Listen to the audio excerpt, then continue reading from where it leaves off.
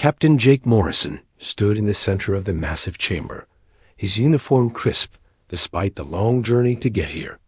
The walls stretched up so high he could barely see the ceiling, and strange lights danced across surfaces made from materials he did not recognize. Around him sat the most powerful beings in the galaxy, each one representing their species in the Galactic Council. The Zephyrians looked like living crystals, their bodies catching and reflecting light in ways that hurt to look at directly. The Krell resembled giant insects with too many arms and eyes that never seemed to blink. The Vorthen were harder to see clearly because they were made of gas and energy, floating in containment fields that kept them from drifting apart. Dozens of other alien forms filled the chamber, all of them staring down at the lone human. Admiral Lisa Carter sat in the observer section, her hands gripped tight on the rail in front of her. She had spent 3 years trying to prevent this moment, traveling from world to world, meeting with alien diplomats, making deals and promises. None of it had worked. The Council had made up their minds about humanity long before this trial began.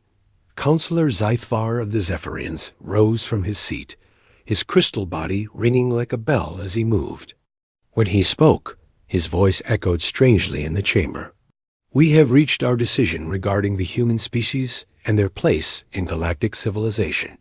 Morrison felt his heart beating faster, but kept his face calm.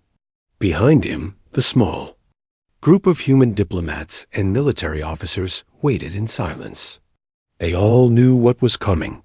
For 200 years, humanity has been part of our galactic community, Zythvar continued. In that time, they have shown themselves to be intelligent, resourceful, and technologically capable. However, they have also demonstrated a disturbing pattern of behavior that we can no longer ignore. The counselor gestured, and a holographic display appeared in the air above the chamber. Images flashed by showing human conflicts with pirates, defensive actions against raiders, and military responses to threats. To Morrison, they looked like humans protecting themselves and others. To the Council, they apparently looked like something else. "Humanity resorts to violence too quickly," said a Krell representative, her mandibles clicking as she spoke. "Where other species seek diplomatic solutions, humans reach for weapons. Where others negotiate, humans fight." Morrison wanted to speak up, to defend his species, but the rules of the Council were clear. Only the accused could speak when directly questioned, and only then to answer specific charges. The most recent incident at Kepler Station exemplifies this problem, Zythvar said.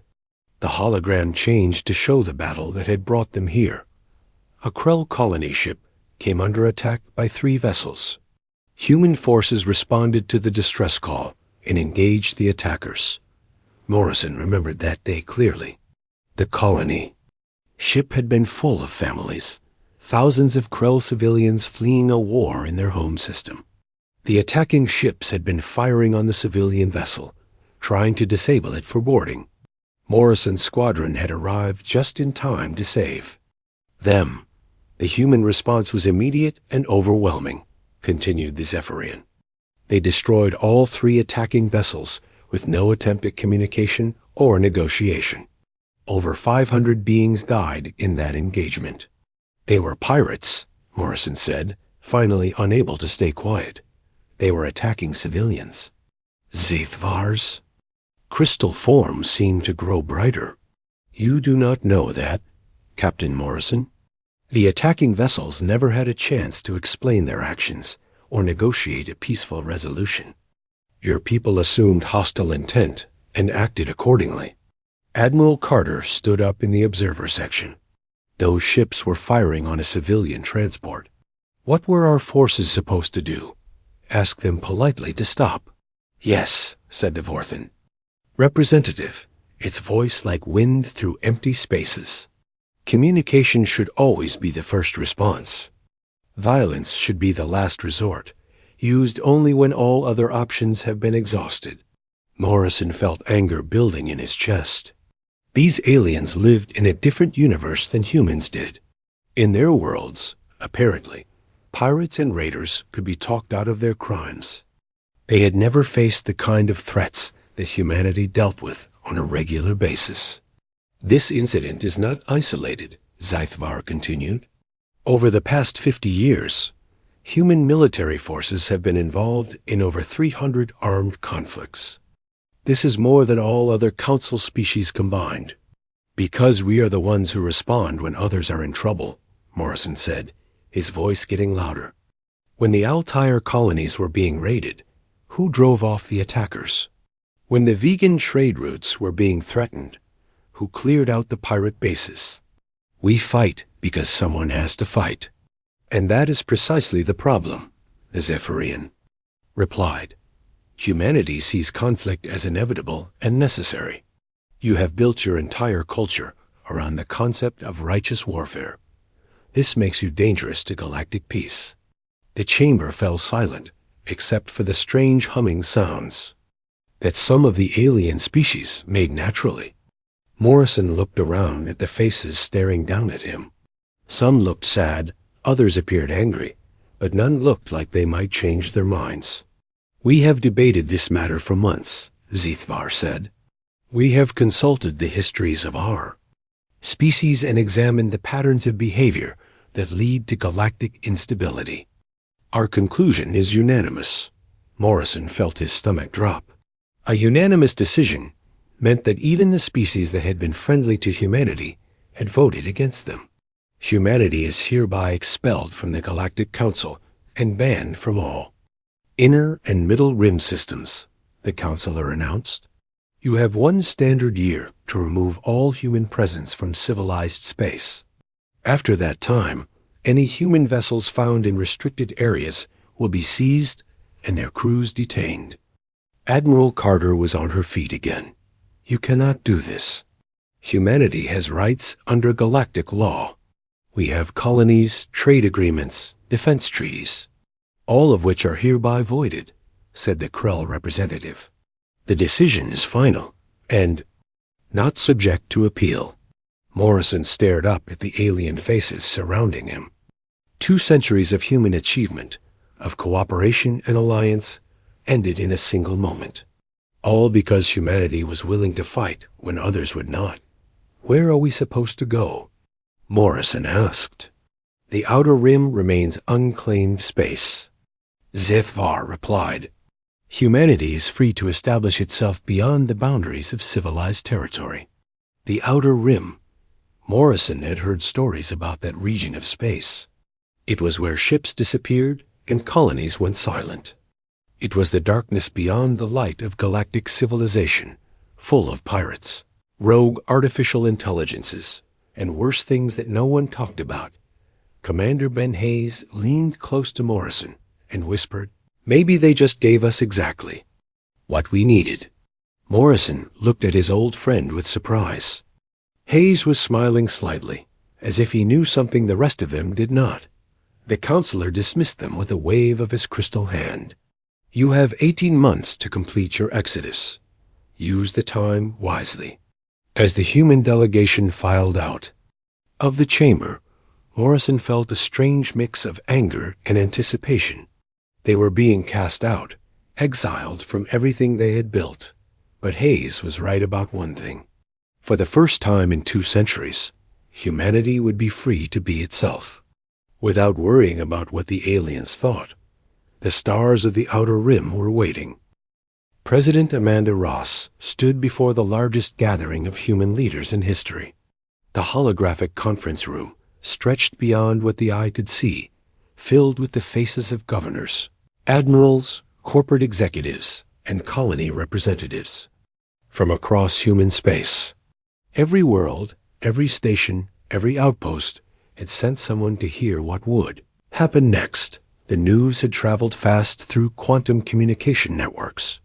Humanity was being exiled from civilized space, forced to abandon everything they had built over 3 centuries among the stars. Some colonies were already reporting panic in the streets as people tried to understand what exile meant for their families. I will not lie to you, President Ross began, her voice steady despite the magnitude of what she was about to announce. The Galactic Council has given us 18 months to leave every world and station in the inner and middle rim systems. This means abandoning our homes, our businesses, our entire way of life as we know it. Governor Paul Bennett of New Angeles leaned forward in his chair. His world was one of the most prosperous human colonies, a shining example of what humanity could achieve when given the chance to build. With respect, Madam President, I refuse to abandon my world. New Angeles belongs to humanity. We built it, we defended it, and we have every right to stay. Several other governors nodded in agreement. Ross had expected this reaction. These were people who had spent their lives building something from nothing, turning empty worlds into thriving communities. Asking them to simply walk away was like asking them to cut off their own arms. I understand your feelings, Paul, Ross replied, but we need to face reality. The Council controls the most powerful military forces in the galaxy. If we resist, they will remove us by force, and people will die. Commander Kate Sullivan had been working day and night since the announcement, coordinating what was already being called the Great Exodus. The logistics were staggering. Over 12 billion humans lived in the affected systems, along with massive industrial complexes, military bases, research facilities, and centuries of accumulated infrastructure. We need to prioritize what we can take and what we must leave behind, Sullivan reported to the gathered leaders. Essential manufacturing equipment comes first, followed by food production systems, medical facilities, and defensive weapons. Personal belongings will be limited to what families can carry. The weight of those words settled over the conference like a heavy blanket. Millions of families would have to choose between photo albums and winter clothes, between musical instruments and tools for their trade. Everything that made their houses into homes would be left behind for alien scavengers. Dr. Helen Pierce had been studying star charts of the outer rim, trying to find suitable worlds for resettlement. What she found was both encouraging and terrifying. There are hundreds of potentially habitable worlds beyond the Council boundary, she reported. But there is something else out there. Long-range sensors are picking up massive energy signatures from dead systems, and some of our deep space probes have simply vanished. Admiral Lisa Carter took control of the military aspects of the Exodus. Every available ship was being converted for transport duty. Cargo vessels that normally carried trade goods were being fitted with life support systems for passengers. Military ships were being loaded with equipment and supplies instead of weapons.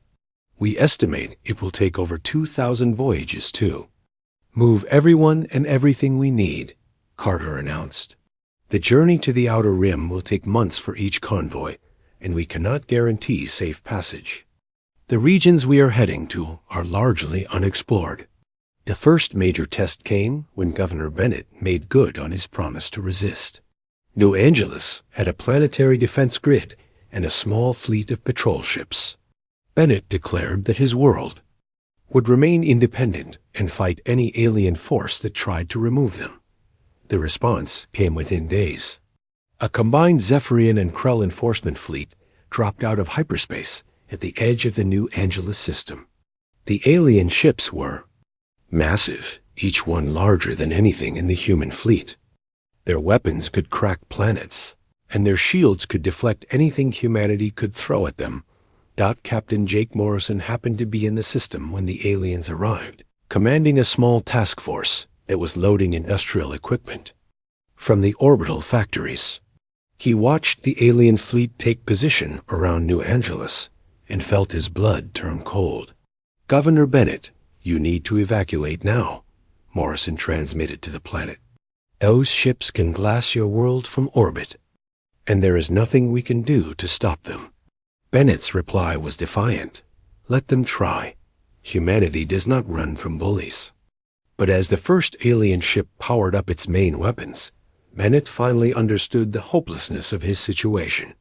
New Angeles had 40 million people, including children, elderly, and civilians who had never asked for this fight. He could not sacrifice them all for his pride. The evacuation of New Angeles became a desperate race against time. Every available transport ship was pressed into service, loading people as fast as the docking bays could handle them. Morrison's task force held position between the planet and the alien fleet, ready to buy time with their lives if necessary. Chief Engineer Roy Watson worked miracles keeping the overloaded transport ships running. Vessels designed to carry a few hundred passengers were packed with thousands. Life support systems ran at maximum capacity, while families huddled together in cargo holds that smelled of fear and recycled air. The last transport lifted off from New Angeles just as the Zephyrian commander lost patience. The alien ship fired. A single warning shot that vaporized an empty city block, demonstrating what would happen if the evacuation did not proceed faster. "This is what exile looks like," Morrison transmitted to his fleet as they watched the final ships escape the gravity. "Well, remember this moment when we reach the outer rim." As news of New Angeles spread through human space, resistance to the exodus crumbled. No other governor wanted to risk the lives of their people in a hopeless fight. Colony after colony began, the heartbreaking process of abandoning their homes. The convoy streams leaving human space became a constant flow of ships heading into the unknown. Families looked back through viewports at the worlds they were leaving behind, wondering if they would ever see them again. Children asked questions that parents could not answer about why they had to leave and where they were going. Dr. Pierce made a disturbing discovery while analyzing data from the first scout ships that reached the outer rim. The energy signatures she had detected were not natural phenomena. They were artificial, created by technology more advanced than anything the Galactic Council possessed. "Something built massive structures out there," she reported to President Ross. "The readings suggest machinery on a scale we have never seen before. Some of these constructs are larger than planets." Ross studied the data with growing concern. The Council had not exiled humanity to empty space. They had been sent to a region that contained something so dangerous that even the mighty aliens feared to venture there. Commander Ben Hayes received the first reports from deep space monitoring stations as the human fleet crossed the boundary into exile territory. Strange signals were coming from multiple directions, transmissions in languages that no human or council species had ever heard. "We are not alone out here," Hayes reported to Admiral Carter. "Whatever is in the outer rim has been waiting for us." The last human ship crossed the boundary exactly 18 months after the Council judgment. Behind them lay 3 centuries of civilization and achievement. Ahead lay darkness, mystery, and the unknown. But humanity carried with them something that the aliens who had exiled them did not understand. They carried the will to fight for their survival, no matter what they found in the dark between the stars. The first human colony ship to reach the outer rim was the U.E.'s Horizon, carrying 50,000 colonists and enough supplies to establish a basic settlement. Captain Jake Morrison watched through the view screen as they approached the world that would become their new home. The planet looked promising from orbit, with blue oceans and green continents that reminded him of Earth. Admiral Lisa Carter had chosen this world personally after studying hundreds of survey reports. It had breathable air, fresh water, and no signs of intelligent life. Most importantly, it was far enough from the Council boundary to give humanity time to establish itself before anyone came looking. "Welcome to Frontier's Edge," Carter announced, over the ship's communication system as they entered orbit. The name had been chosen by vote among the colonists during the long journey. It represented both their position at the edge of known space and their determination to push forward into the unknown. The first shuttles landed on a broad plain near the largest ocean. The colonists who stepped onto the surface breathed alien air for the first time, feeling gravity that was slightly lighter than Earth normal. The sky was the wrong shade of blue, and the sun cast shadows that looked strange to human eyes. But it was theirs. Morrison led the first exploration mission deeper into the Outer Rim, 3 months after the colony was established. His small fleet of 5 ships was tasked with mapping nearby systems and looking for resources that the growing human settlements would need. What they found instead changed everything. The third system they explored should have been empty according to the old Council star charts. Instead, they found ruins. An entire world had been stripped down to bare rock, its surface scarred by weapons that could melt continents. Floating in orbit were the remains of a space station, so large it could have housed 1 billion people. What could do this? Asked Lieutenant Amy Foster as she studied the scans from the bridge of Morrison's flagship. The destruction was total and absolute. Not a single building remained intact. Not a single piece of technology had survived whatever had happened here. Morrison had seen plenty of battlefields in his career, but nothing like this. Something that makes the Galactic Council look like children playing with toys. He replied grimly. They found the answer in the 4th system. Morrison's fleet dropped out of hyperspace to find themselves facing something that should not have existed. 3 massive ships hung in space near the dead star, each 1 kilometers long and covered in armor that seemed to absorb light. They were clearly artificial, but their design was unlike anything in the Council databases. Unknown vessels identify. Yourselves, Morrison transmitted, following standard first contact protocols. Even though his instincts were screaming danger, the response came not in words, but in action. The alien ships turned toward the human fleet and began accelerating. Their weapons powered up with a sound that somehow carried through the vacuum of space, a deep humming that made the hulls of Morrison's ships vibrate. Evasive maneuvers. Morrison ordered. All ships scatter and retreat to hyperspace. The alien weapons fired just as the human ships jumped. The energy beams were so powerful, they created visible distortions in space itself. One beam barely missed Morrison's ship, and the heat from its passage was enough to overload several hull sensors. Back at Frontier's edge, Morrison reported his encounter to Admiral Carter and the growing leadership council that was governing. The human exile. Dr. Helen Pierce listened to his description with growing alarm. The power readings you recorded match the energy signatures we detected during the Exodus, she said. These machines, whatever they are what the Council was afraid of. This is why they exiled us to the Outer Rim instead of simply destroying. U.S. Commander Ben Hayes had been analyzing the tactical data from Morrison's encounter. They are fast, heavily armed, and they attack without warning or negotiation. They remind me of something from the old histories. What do you mean? Carter asked. Von Neumann machines, Hayes replied. Self-replicating devices designed to consume resources and build more of themselves. The theoretical papers said they would eventually devour entire galaxies if left unchecked. Dr. Pierce pulled up holographic displays showing the stripped worlds that human scouts had discovered. Look at the pattern of destruction. They take everything useful and leave nothing behind.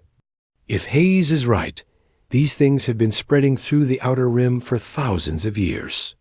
The humans gave the alien machines a name, Devourers. It fit their behavior perfectly. They consumed worlds, ships, and anything else they encountered, using the raw materials to build more of themselves.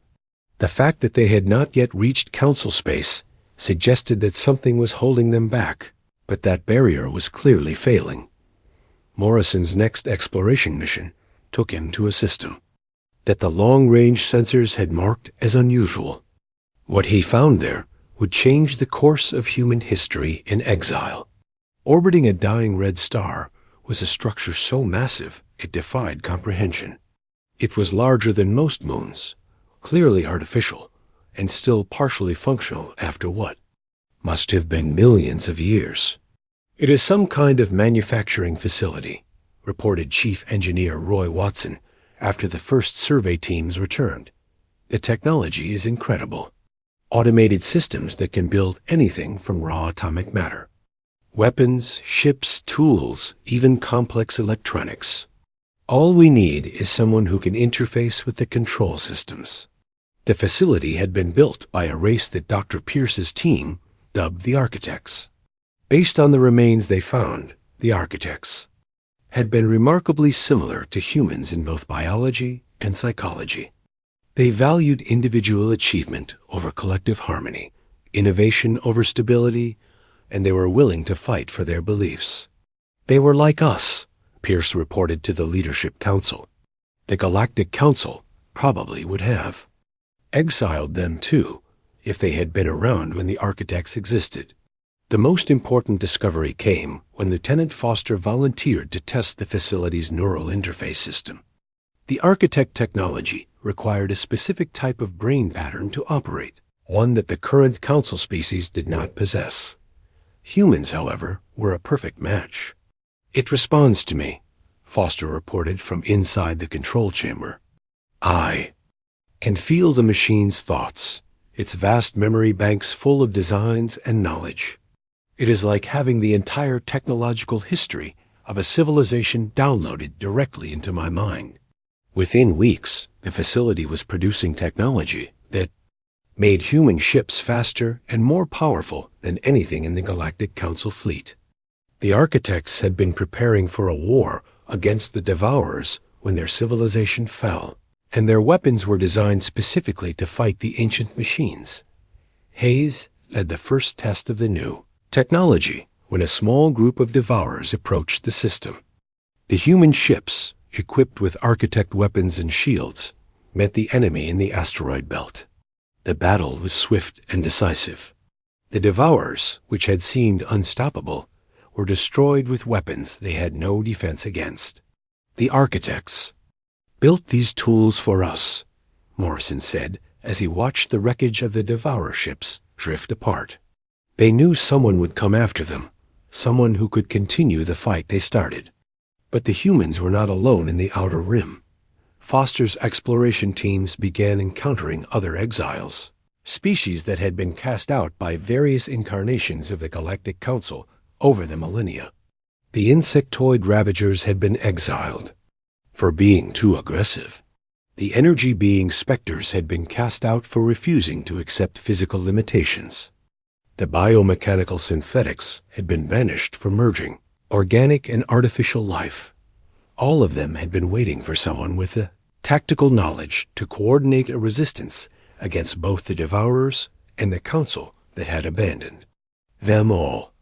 They looked to humanity not as fellow outcasts, but as potential leaders in a war that was about to engulf the entire galaxy. Morrison stood on the observation deck of the Architect facility, looking out at the growing fleet of human and exile ships. 2 years ago, they had been judged and cast out for being too willing to fight. Now they were the galaxy's only hope against an enemy that would consume everything in its path. The Council had made a mistake when they exiled humanity to the Outer Rim. They had not banished humanity from civilization. They had sent them to where the real war was waiting to begin. 3 years after the exile began, humanity had transformed the Outer Rim from a wasteland into the foundation of something powerful. Admiral Lisa Carter stood in the command center of Liberty Prime, the fortress world that had become the capital of what people were starting to call the Terran Federation. Through the massive windows, she could see the orbital shipyards where human and Architect technology combined to create vessels unlike anything the galaxy had ever seen. The transformation had not been easy. Establishing colonies on dozens of worlds while fighting off Devourer attacks and exploring ancient ruins required resources and coordination on a scale humanity had never attempted before. But exile had taught them to work together in ways that prosperity never could. Colonel Steve Murphy commanded the first human expeditionary force, a fleet of 30 ships equipped with hybrid human Architect technology.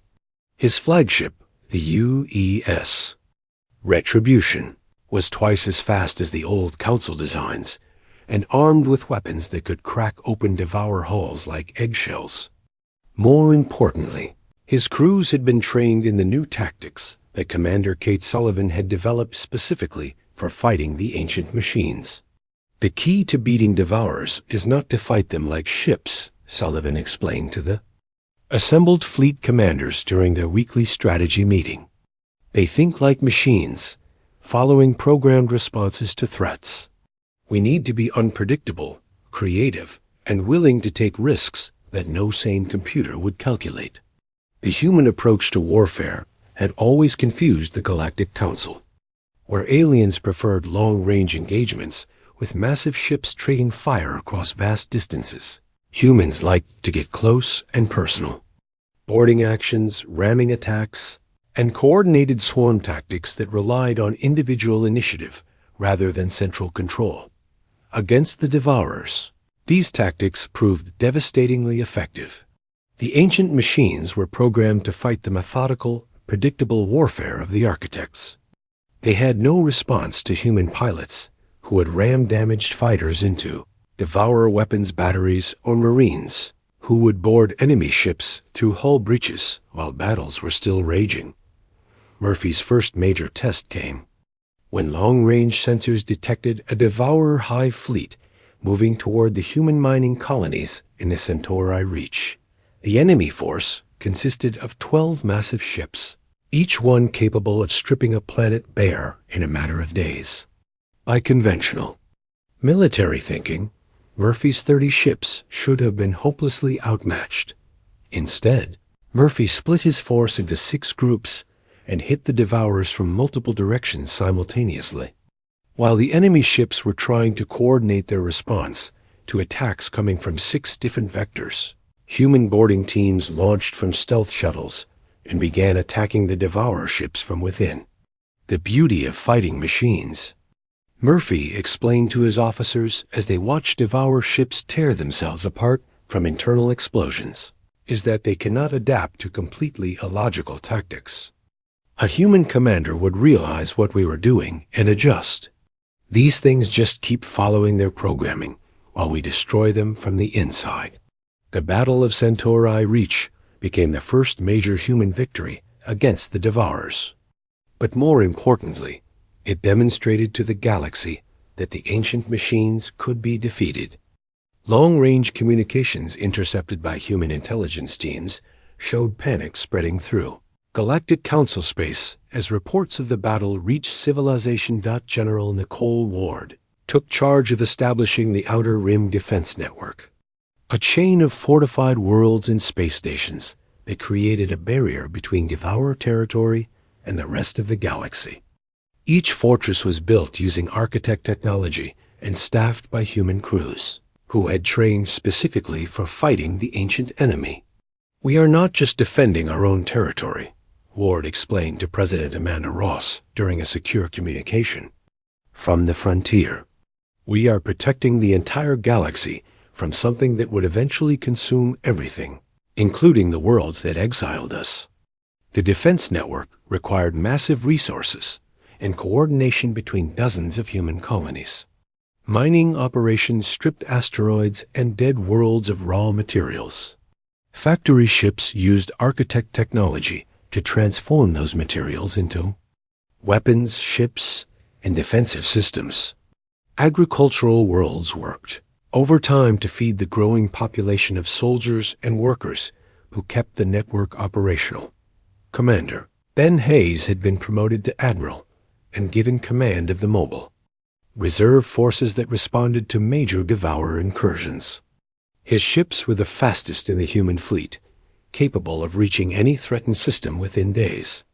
More importantly, his crews were volunteers who had specifically requested assignment to the most dangerous duties. "We are not the same species. That was exiled 3 years ago," Hayes reported to the Leadership Council. "Exile has made us harder, smarter, and more united than we ever were as part of the Council. We have found our purpose in the darkness between the stars." The most significant change was not in technology or tactics, but in the human spirit itself. The old divisions between colonies, corporations, and political factions had largely disappeared in the face of existential threat. People who had spent their lives competing with each other were now working together toward a common goal. Dr. Helen Pierce led research teams that explored dozens of architect ruins, unlocking secrets that had been hidden for millions of years. Her discoveries included faster-than-light communication systems that did not rely on hyperspace, manufacturing techniques that could create materials stronger than anything previously known, and weapons that attacked matter at the subatomic level. The architects were preparing for a war they knew they might not survive, Pierce reported. They built these facilities and hid this knowledge specifically for the species that would come after them. Everything we have found was designed to be discovered and used by their successors in the fight against the Devourers. The implications were staggering. Humanity had not stumbled into the Outer Rim by accident. The Galactic Council had unknowingly sent them to exactly where they needed to be, at exactly the right time to inherit the tools necessary to continue an ancient war. Captain Jake Morrison, now commanding the massive dreadnought U's Vengeance, led exploration missions deeper into Devourer territory than any previous expedition. His discoveries painted a picture of an enemy far more dangerous than anyone had realized. The machines were not just consuming resources randomly. They were building toward something, constructing massive installations in the deepest regions of the Outer Rim. They are preparing for a final assault, Morrison reported after his latest mission. The installations we have found are staging areas for a fleet larger than anything we have seen before. When they are ready, they will sweep through the galaxy like a plague, consuming everything in their path. The Galactic Council remained oblivious to the growing threat. Intercepted communications showed that they were more concerned about human activities in the Outer Rim than about the Devourers themselves. Some Council species were even calling for military action against humanity, claiming that the exiles were violating the terms of their banishment by building military forces. "Let them come," Admiral Carter said when intelligence reports reached her about Council fleet movements toward the boundary. "When they see what we are really fighting out here, they will understand why we needed to become what we have become." The transformation was indeed remarkable. In 3 years, humanity had grown from a collection of desperate refugees into the most powerful military force in the galaxy. Their ships were faster, their weapons more advanced, and their tactics more effective than anything the Council or the Devourers could field. But the real change was deeper than technology or military might. Exile had forced humanity to confront what they truly were beneath the veneer of civilization. They were survivors, fighters, and protectors who would sacrifice everything to defend what they believed in. The Galactic Council had exiled them for being too human. In the darkness of the Outer Rim, surrounded by ancient enemies and forgotten technologies, humanity had finally learned what being human truly meant. The war that would determine the fate of all organic life in the galaxy was about to begin, and humanity was ready. 5 years after humanity's exile began, the war that would determine the fate of all life in the galaxy was about to start. Admiral Lisa Carter stood in the command center of Liberty Prime, watching the tactical displays that showed Devourer fleets massing in the deepest regions of the Outer Rim. The ancient machines had finally completed their preparations for what intelligence reports called the final harvest. The first warning came from Captain Jake Morrison's deep reconnaissance mission. His ship, the U.S. Vengeance, had penetrated further into Devourer territory than any vessel before it. What he found there made even his veteran crew go silent with fear. "There are thousands of them," Morrison reported over the quantum communication link. "Hive ships larger than anything we have seen before, factory vessels that stretch for hundreds of kilometers, and something else. Something that looks like it was built to crack open entire star systems." The images that Morrison transmitted showed the true scale of the Devourer threat. This was not just another raid or expansion. This was a coordinated assault designed to sweep through the galaxy and consume every world, every station, every trace of organic life. President Amanda Ross called an emergency session of the Terran Federation leadership. The holographic conference room filled with the faces of admirals, generals, scientists, and colony governors. All of them had seen Morrison's report, and all of them understood went. The Devourers will reach the Middle Rim within 6 months, reported Dr. Helen Pierce, after analyzing the movement patterns.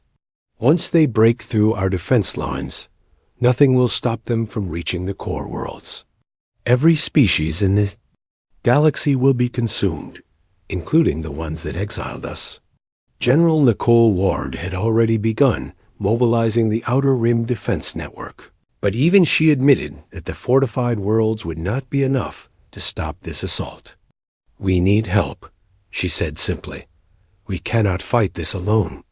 The irony was not lost on anyone in the room.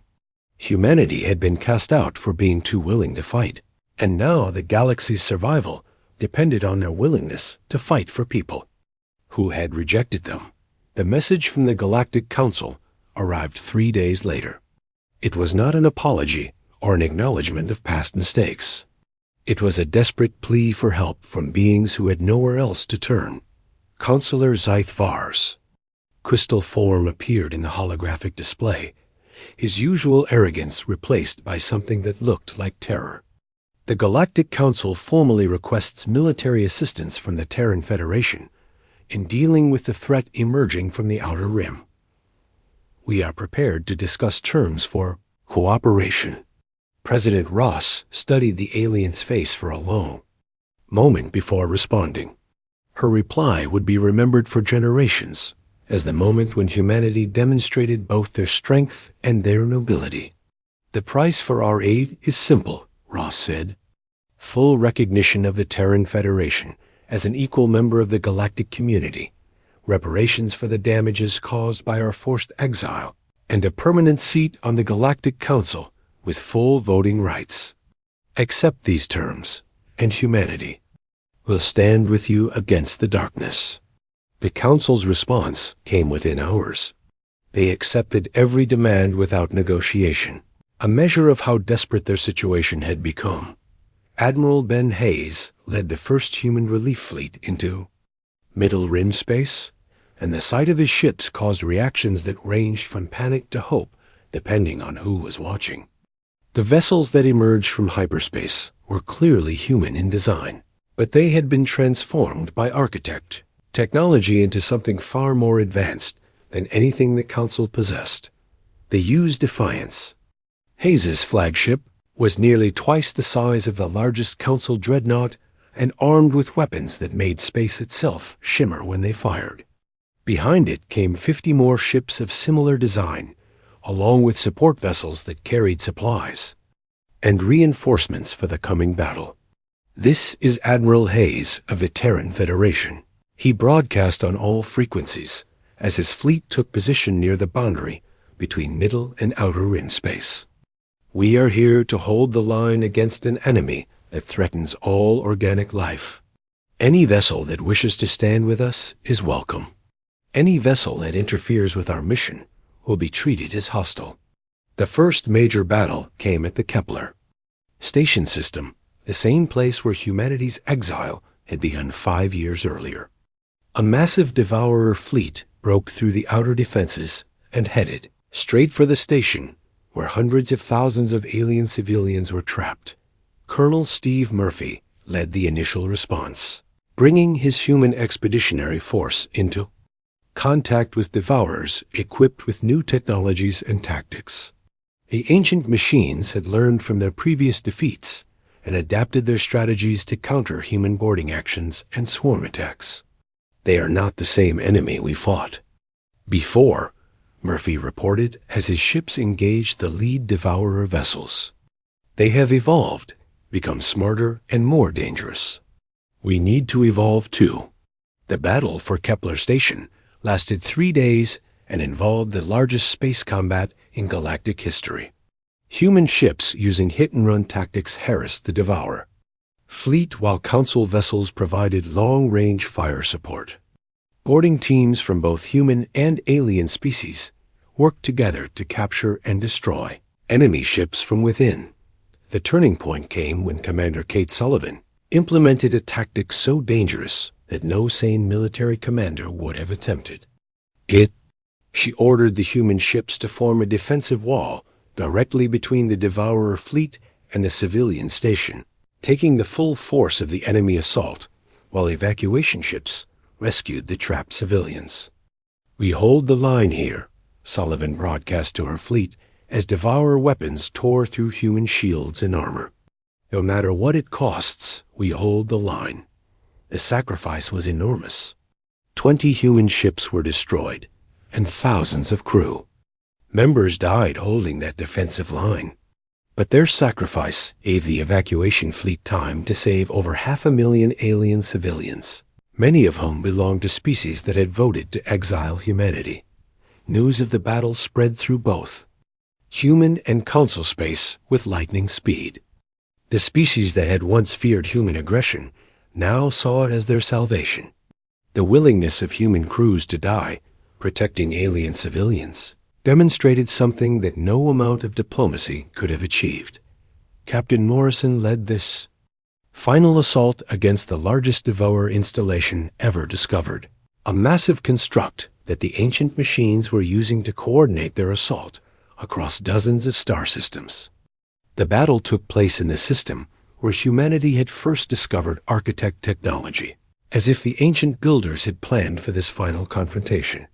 The climax came when Morrison's ship, severely damaged and with most of its weapons offline, rammed directly into the Devourer command center. The explosion that followed was visible from several light years away and marked the end of the final harvest before it could truly begin. The war continued for months afterward as human and Council forces hunted down the remaining Devourer fleets, but the outcome was no longer in doubt. The ancient enemy that had threatened the galaxy for millions of years was finally defeated, not by superior technology or numbers, but by the human willingness to sacrifice everything for others. When the new Galactic Council convened for the first time after the war, humanity did not take their place as junior members seeking acceptance. They sat as equals among species, who now understood that sometimes the galaxy needed people willing to fight the fights that others would not. President Ross addressed the assembled representatives with words that would define humanity's place in the galaxy for generations to come. "We were exiled for being too human, for fighting when others would negotiate, for refusing to back down when others would surrender. That exile taught us who we truly are, and in the end, our humanity saved us all." The final scene of Humanities' great exile in return showed children playing on the restored surface of Earth, while in orbit above them, the massive shipyards of the Terran Federation built the next generation of starships. Humanity had been cast out of paradise and found something better in the darkness between the stars. They had found their purpose, their strength, and their place as the guardians of a galaxy that would never again question the value of those willing to stand and fight when all hope seemed lost.